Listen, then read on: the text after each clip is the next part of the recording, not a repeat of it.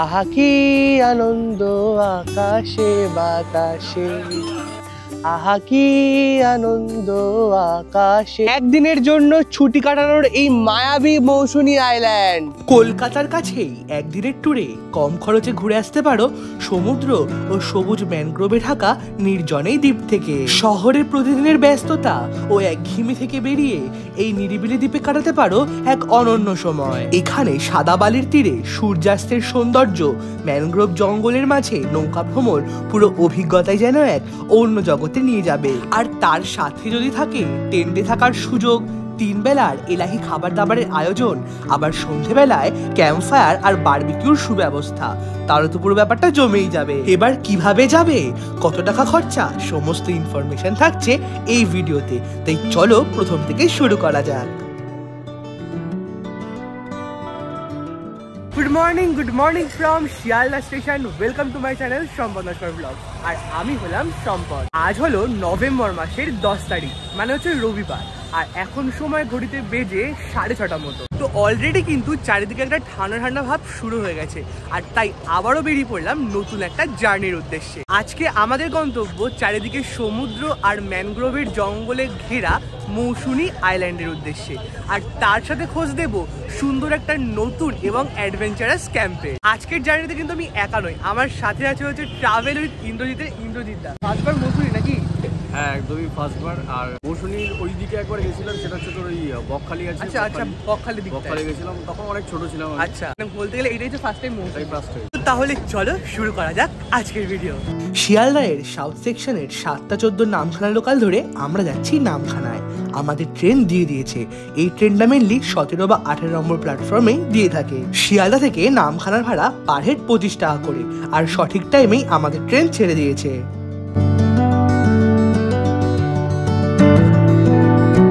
সবুজের মাঝ দিয়ে ট্রেন ছুটে চলেছে নিজের গন্তব্যের দিকে।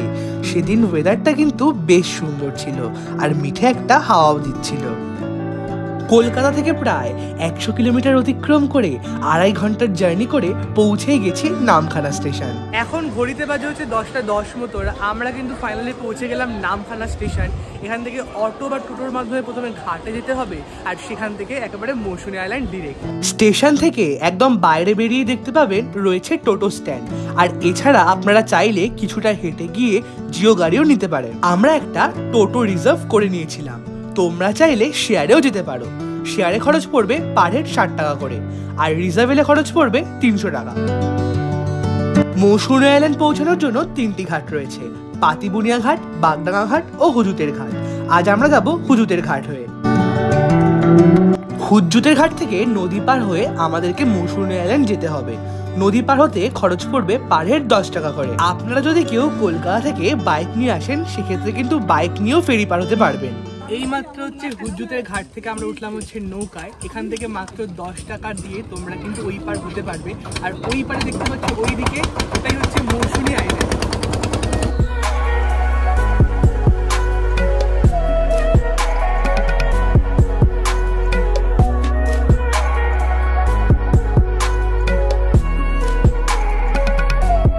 সত্যি কথা বলতে এরকম নৌকা করে নীলাভ জলের উপর দিয়ে যেতে দারুণ লাগছিল। একদম নদী পার হয়ে রয়েছে টোটো স্ট্যান্ড। এখানে তোমরা ক্যাম্পে যাওয়ার জন্য টোটো পেয়ে যাবে। টোটো করে আমাদের ক্যাম্প অবধি আসতে ভাড়া হচ্ছে পার হেড 30 টাকা করে শেয়ারে। কলকাতা থেকে প্রায় 5 ঘন্টার জার্নি করে আমরা ফাইনালি পৌঁছে গেলাম আমাদের আজকের হচ্ছে ক্যাম্পে। আমাদের আজকের ক্যাম্প হলো শ্রীজা সানা ইন। এইটা হচ্ছে এন্ট্রেন্স। আর দেখতে পাচ্ছ এটা হচ্ছে ফার্স্ট ইমপ্রেশনটা বেশ ভালো, মানে ফার্স্ট ইমপ্রেশনটা আমার খুব ভালো লেগেছে।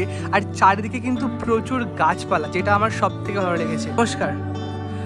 তো আপনাদের ক্যাম্পটা কিন্তু খুবই সুন্দর, মানে ফার্স্ট ইমপ্রেশনে সত্যি কথা বলতে খুব ভালো লেগেছে। তোমাদের কিন্তু যারা যারা এই ক্যাম্পে আসবে সবারই আধার কার্ড কিংবা কোনো ভ্যালিড ডকুমেন্ট সঙ্গে আনতে হবে। আর আস্তে আস্তেই আমাদের হাতে কিন্তু চলে এসছে ওয়েলকাম ড্রিঙ্ক। পাশে কিন্তু সমুদ্র, আর তার সাথে এরকম হচ্ছে ডাবের জল। কম্বিনেশনটা কিন্তু সত্যি অসাধারণ। আর তোমরাও যদি আসো তাহলে কিন্তু ফার্স্ট এরকম ওয়েলকাম ড্রিঙ্ক পেয়ে যাবে। এই শ্রীজা সানা ইন ক্যাম্পটা ভীষণই সুন্দরভাবে সাজানো রয়েছে। ক্যাম্পের একদম সামনেই রয়েছে সি বিচ। আর এখানে দেখছি খুব সুন্দরভাবে বাঁশ দিয়ে তৈরি একটা বসার জায়গাও তৈরি করা রয়েছে, যেটা দেখতে কিন্তু ভীষণই সুন্দর লাগছে।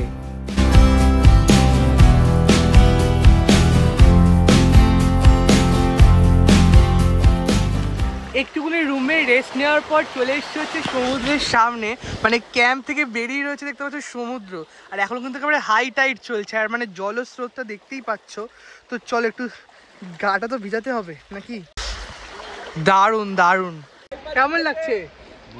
মানে পুরো কোমর অব্দি জল, মানে ফার্স্ট বার। আগের বছর মৌসুমী এই সময় কিন্তু এতটা জল ছিল না, তখন কাদা মাটিতে ভর্তি, এখনো আর কি নিচে রয়েছে, বাট জলটা কিন্তু প্রচুর পরিমাণে, একটা মানে দীঘা দীঘা ফিল কিন্তু আসছে একটা হালকা হালকা। 1 2 3।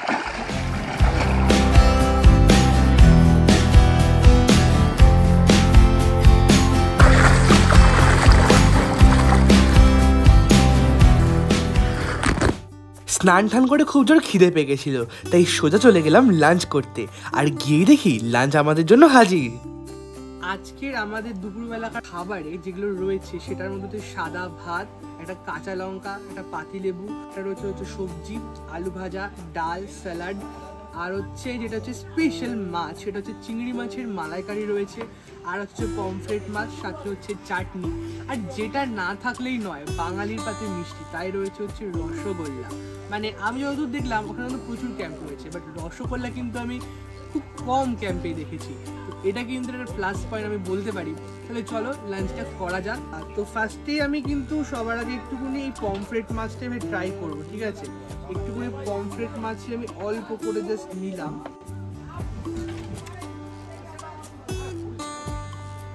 সত্যি সুস্বাদু খেতে। এই রয়েছে হচ্ছে পুরো মাছটা, তো আমি কিন্তু দেখলেই বুঝতে পারবো আদৌ ফ্রেশ কিনা। সত্যি কিন্তু পুরো ফ্রেশ, মানে পুরো ধরার সাথে সাথে কিন্তু পুরো ভেঙে যাচ্ছে। যদি ফ্রেশ না হতো এটা কিন্তু হতো না, ঠিক আছে? তাহলে বুঝতে পারছো খাবারের কোয়ালিটি, মানে খাবারের মানটা কতটা ভালো। তো চলো আমি খাওয়াটা শেষ করি, তারপর কিন্তু পুরো ক্যাম্পটা ঘুরে দেখাচ্ছি। এই ক্যাম্পে কিন্তু এইরকম ভাবে কটেজেরও ব্যবস্থা রয়েছে, তোমরা চাইলে এখানেও এসে থাকতে পারো। তো চলো একবার কটেজগুলো দেখে নিই। এই রুম রয়েছে, তো এখানে তোমরা আর কি 4 থেকে 5 জন কিন্তু থাকতে পারবে। আর এটা কিন্তু এসি রুম, দেখতে পাচ্ছ ওখানে রয়েছে এসি। পুরো রুমটা কিন্তু এই সাইজের, মানে বেশ সুন্দর। আর আমি যেটা দেখতে পাচ্ছি কিন্তু এখানে কিন্তু প্রচুর জায়গা রয়েছে, মানে 4-5 জন তো আরামসে কিন্তু হয়ে যাবে। আর এবার হচ্ছে এখানে হচ্ছে একটা ছোট বেসিন টাইপের রয়েছে, এখানে একটা মিরর রয়েছে, আর এই হচ্ছে বাথরুমটা। আর বাথরুমটা কিন্তু বেশ পরিষ্কার, মানে সত্যি কিন্তু বেশ পরিষ্কার। এদিকেও দেখলাম আর এক ধরনের কটেজ রয়েছে, চলো এগুলো একবার করে দেখে নিই। এটা হচ্ছে 4 বেডরুমের কটেজ, আর ভীষণই সুন্দর, দেখতে পাচ্ছ ওয়াল পেন্টিং করা। আর এখানেও কিন্তু এসি রয়েছে, রয়েছে ফ্যান, এছাড়াও কিন্তু বিভিন্ন ফেসিলিটি রয়েছে, যেমন রয়েছে হচ্ছে মিরর। আর তোমরা চাইলে কিন্তু এসিগুলো, মানে এসি রুমও কিন্তু নন এসি করে নিতে পারবে, মানে তোমাদের রিকোয়ারমেন্টসের উপর কিন্তু সমস্তটা নির্ভর করবে। তো চলো এবার দেখে নেবো হচ্ছে বাথরুমটা। বাথরুমটা কিন্তু ভীষণই সুন্দর লাগলো, আর সমস্তটা কিন্তু পরিষ্কার এবং খুব হাইজিনটা দেখতে পাচ্ছি মেনটেন করা হয়েছে, আর আমার কিন্তু ভীষণই ভালো লেগেছে।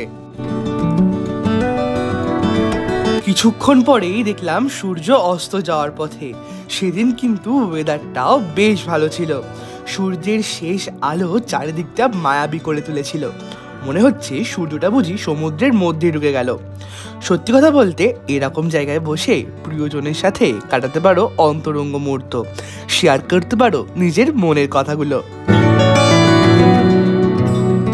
গুড ইভিনিং এভরিওয়ান, হাতে গরম গরম চা নিয়ে এরকম সুন্দর একটা মায়াবী পরিবেশে বসে আছি।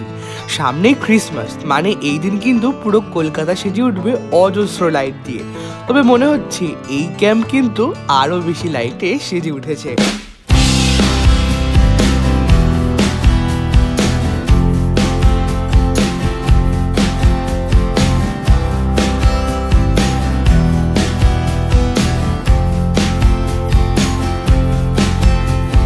বাইরে কিন্তু প্রচন্ড জোরে গান চলছে, আর আমরা বাইরে গিয়ে ভিডিও করতে পারছি না, তার একটি কারণ কপিরাইট এসে যাবে।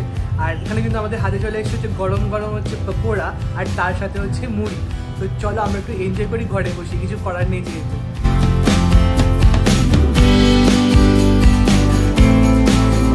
এই বনফায়ারের তেজ কিছুটা কমে আসলেই শুরু হলো চিকেন বারবিকিউ তৈরি করার প্রসেসিং।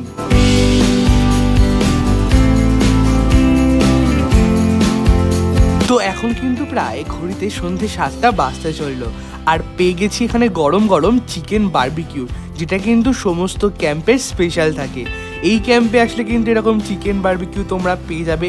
এর সাথে থাকবে হচ্ছে নাচ ও গানের ব্যবস্থা, থাকবে হচ্ছে স্পিকার। তো চলো একবার খেয়ে বলি কেমন খেতে। বেশ দারুণ খেতে, একটা সুন্দর স্মোকি স্মোকি ফ্লেভারও আসছিল। এই মৌসুমী আইল্যান্ডের সকালবেলা এক রূপ আর সন্ধ্যেবেলা আর এক রূপ। সন্ধে হলেই চারিদিকটা লাইট দিয়ে সেজে ওঠে, তোমাদেরকে তো আগেই দেখিয়ে দিয়েছিলাম। তোমরা যদি ফ্যামিলির সাথে আসো বা প্রিয়জনের সাথে আসো তাহলে কিন্তু খুব একটা সুন্দর সন্ধে এখানে কাটাতে পারবে। এখন কিন্তু প্রায় রাত 11টা বাজতে চললো, আর আমরা কিন্তু বসে গেছি হচ্ছে রাতের খাবারের জন্য। আর আজকে রাতের খাবারে রয়েছে হচ্ছে সাদা ভাত, একটা সবজি, স্যালাড, ডাল এবং হচ্ছে মাংস, মানে হচ্ছে যেটা আর কি মুরগির মাংস, কষা কষা মাংস। একটু দেখিয়ে দিতে বলবো, এদিকে একটু আসো, এবার খেয়ে দেখি। ঝাল ঝাল হয়েছে, ভাত দিয়ে মেখে খেতে কিন্তু অপূর্ব লাগবে। তোমরা কিন্তু রাতের খাবারে ভাতের বদলে রুটিও নিতে পারো, এর সাথেও কিন্তু চিকেন কষাটা থাকবে। আর পাশে কিন্তু পুরো মারাত্মক সমুদ্রের ঢেউ দিচ্ছে, ঠিক আছে? রাতের খাবার এনজয় করার সাথে সাথে সমুদ্রের ঢেউটাও এনজয় করতে পারবে। এটা অসাধারণ কিন্তু এক্সপিরিয়েন্স হচ্ছে। তো চলো খাওয়া দাওয়া হয়ে যাক, কালকে সকালবেলা দেখা হচ্ছে।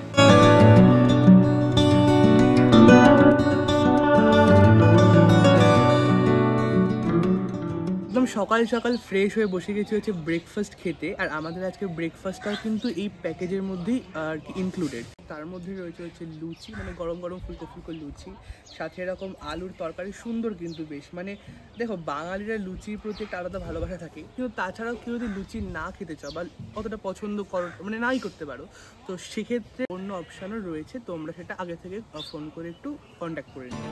এবার জেনে নিই টেন্ট এবং কটেজের কি ট্যারিফ রয়েছে। এখানে প্রথমেই দেখতে পাচ্ছি রয়েছে একটা সি ফেসিং টেন্ট, একেবারে সমুদ্রের সামনে। টেন্ট থেকে বেরিয়ে তোমরা এই সমুদ্রের ভিউ কিন্তু এনজয় করতে পারবে। এখানকার প্রত্যেকটা টেন্টের ভিতরে কিন্তু এরকম করে জলের বোতল, একটা করে সাবান, একটা করে মিরার, আর রয়েছে ফ্যান।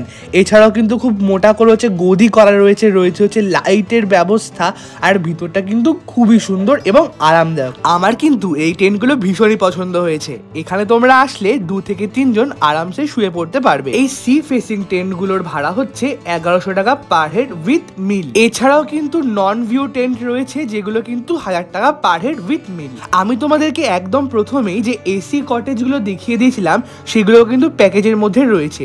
প্যাকেজ শুরু হচ্ছে এসি কটেজের ক্ষেত্রে 1450 টাকা পার হেড করে, আর নন এসি কটেজের ক্ষেত্রে পার হেড 1250 টাকা করে। যেমন আসার পর ওয়েলকাম ড্রিঙ্ক, লাঞ্চ, বিকেলবেলাকার স্ন্যাক্স, রাতের বেলাকার ডিনার এবং পরের দিনের ব্রেকফাস্ট। বাট যেটা এর মধ্যে ইনক্লুডেড থাকছে না সেটা হলো barbecue chicken. Barbecue chicken per kilo 450 টাকা করে। তোমরা এটা চাইলে আলাদা করে নিতে পারো। নমস্কার বন্ধুরা, আজকের ক্যাম্পটা তো আমরা যে ক্যাম্পে ছিলাম হচ্ছে শ্রীজা সানা ইন, খুবই সুন্দর ক্যাম্প। এই শ্রীজা সানা ইন এই ক্যাম্পটি যিনি পুরোটা সামলান, তো সেই দিদিকে পেয়ে গেছি। নমস্কার, আমি পম্পাই, এখানে অনবরত থাকি। আচ্ছা, হ্যাঁ, এখানে অনেক মহিলা আসে, তারা ভাবে যে আমরা এখানে কি করে থাকবো, আমাদের সিকিউরিটি কি, আমাদের সিসি ক্যামেরা তো আছেই আছে। আর সকাল থেকে একদম রাত অবধি আমি এখানে থাকি। আচ্ছা, আমাকে একটা কথা বলো, এত জায়গা রয়েছে ঠিক আছে, বাট কেন মৌসুমী আইল্যান্ড কেন আর শ্রীজা ইন কেন? শ্রীজা ইনকে সবাই আমার সব কাস্টমারই খুব ভালোবাসে, কারণ এখানে একটা কি বলা যায়, সুন্দর খাওয়া দাওয়া, পরিবেশ, সুন্দর পরিষেবা, সুন্দর যেটাকে বলে সেটা এখানে পায়। আচ্ছা, মানে তোমরা বলছো যে তোমাদের স্টাফদের মানে সাথে যে কাস্টমারের যে একটা ভালো সম্পর্ক ওটা এখানে রয়েছে, তাই তো? হ্যাঁ হ্যাঁ, অবশ্যই। আচ্ছা, এখন এত কর্মব্যস্ততা না, মানে মানুষের হাতে 3-4 দিনের সময় থাকে না, বলতে গেলে যে 3-4 দিন সময় বের করে কোথাও একটা ঘুরতে যাবে এরকম কিন্তু হয় না, খুব বেশি হলে 1-2 দিন সময় থাকে। তো ওই হাতে যদি 1-2 দিন সময় থাকে তাহলে কোনো চিন্তা না করে মৌসুমী আইল্যান্ডের শ্রীজাস ইন ট্রাভেলিং ক্যাম্পে আপনারা আসতে পারেন এবং নিজেদের টাইম স্পেন্ড করতে পারেন ফ্যামিলি বা নিজেদের কাছের মানুষের সাথে। খুবই ভালো লাগলো দিদি, আবার আসবো এবং অনেক অনেক ধন্যবাদ তোমাকে পুরোটা একা সামলানোর জন্য, অনেক অনেক শুভেচ্ছা। Thank you. আশা করি সমস্ত ইনফরমেশন আপনারা এই ভিডিও থেকে পেয়ে গেছেন। কেমন লাগলো আজকের ভিডিও একদম কিন্তু জানাতে ভুলবেন না, আর কমেন্ট করতে ভুলবেন না। দেখা দেখা হবে আরও নতুন নতুন ট্যুর ব্লগ নিয়ে। ততদিন সুস্থ থাকবেন এবং ভালো থাকবেন। Thanks for watching.